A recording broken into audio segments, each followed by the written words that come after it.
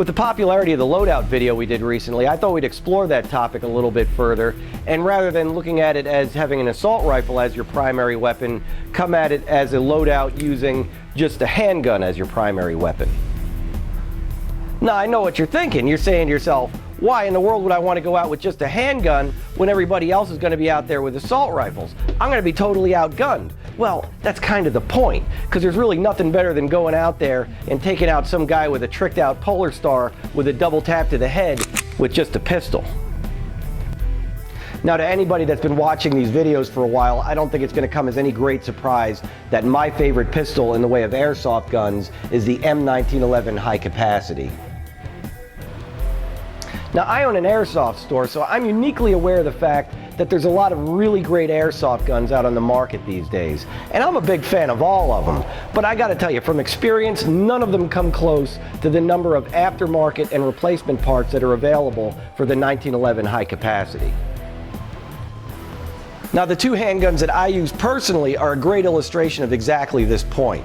My main sidearm has a frame that's made by KJW, while the slide is made by Caspian. These are two different companies, but the parts made up perfectly without any modification whatsoever. My secondary has a frame that's made by WE Tech with a slide that's made by a third party that I have no idea who even makes this thing. Now, these are two different guns with parts made by 4 different manufacturers. I can mix and match these as far as taking the slide off of this one, putting it onto this one. The magazines are all interchangeable. The inner parts are all interchangeable. So I am 100% confident that I can get the parts I need to keep these guns working. There's no other gun that I can make that sort of statement about. Another great example of all of the aftermarket parts that are available for the 1911 high capacity is the second gun that I showed you, which is the WE Tech. On this one, we went a step further and added the full Picatinny lower rail as well as the extended front end on this, which has a little more weight to it, in addition to the meat tenderizer, or whatever you want to call this. Some people call it a potato masher, some people call it a DNA collector, whatever. It just adds a little more weight to the gun and gives a little more stability. We also added the laser aiming unit, which gives you better target acquisition in low light situations. But this is a great example of all of the aftermarket parts that you can put onto a gun to sort of customize it. And this is a great gun to use if you're going to use it as a primary weapon. There's sometimes that you want to go in there and just leave your rifle out and just do a sidearm, and this makes a great gun because it gives you really great sight acquisition, a little bit heavier weight for a little bit better accuracy, but it's just a little too big to be using as a sidearm since it's going to be hard to get this into a holster. I recommend using a gun like this as a primary. Now, the next two components on our fast pistol rig are going to be the pistol belt as well as the dump pouch. The pistol belt just has an adjustable Velcro to it, so you can adjust it to your waistband size, and we also have the dump pouch.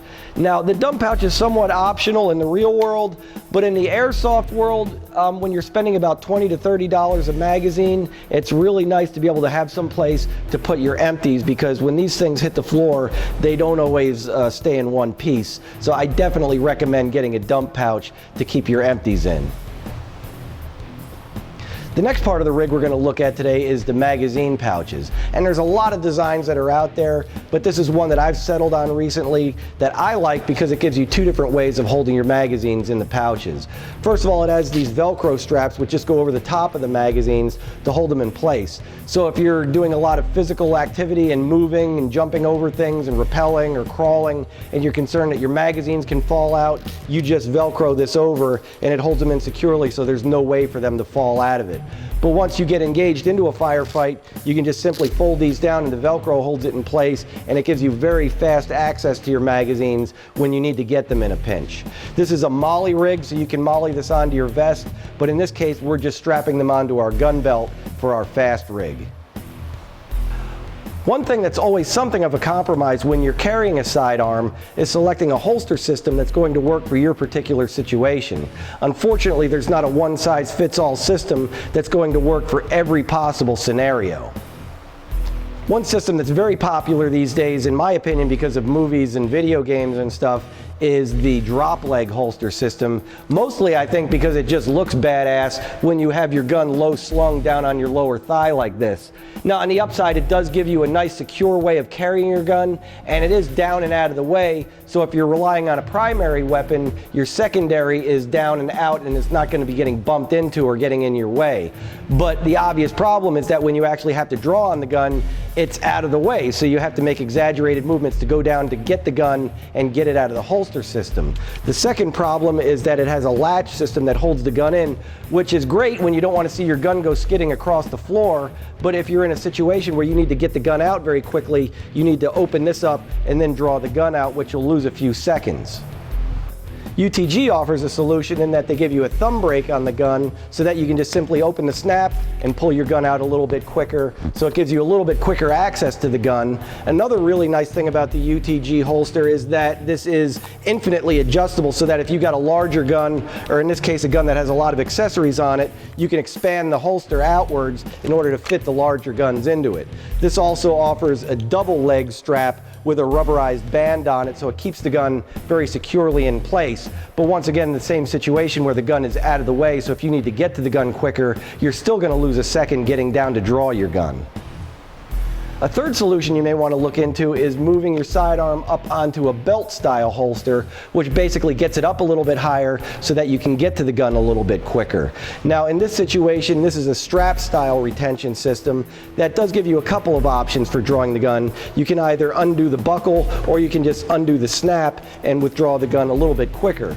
Now this gun does sit up higher, so if you're using a rifle as a primary weapon, this may get in your way a little bit, but it does give you a quicker way to get the gun out. Now this is not the quickest way because you still have to undo the strap to get the gun out. So if you're using your pistol as a primary weapon, you may want to look into one of the molded polymer holsters like the Kydex system that I'm wearing today that's made by Phobos. This gives you a great way of drawing the gun very quickly and easily. There is almost nothing encumbering you or slowing you down from getting your gun out. So if speed is your total concern for this kind of rig, the molded polymer holster may be the best solution for you. So those are my basic recommendations when it comes to carrying a pistol as a primary weapon. And yeah, I know there's a lot more exotic guns that are out there on the market, and some of you guys are just aching to make a personal statement out of your sidearm. But when it comes to overall dependability and the availability of aftermarket parts and accessories, nothing comes close to the 1911 high capacity.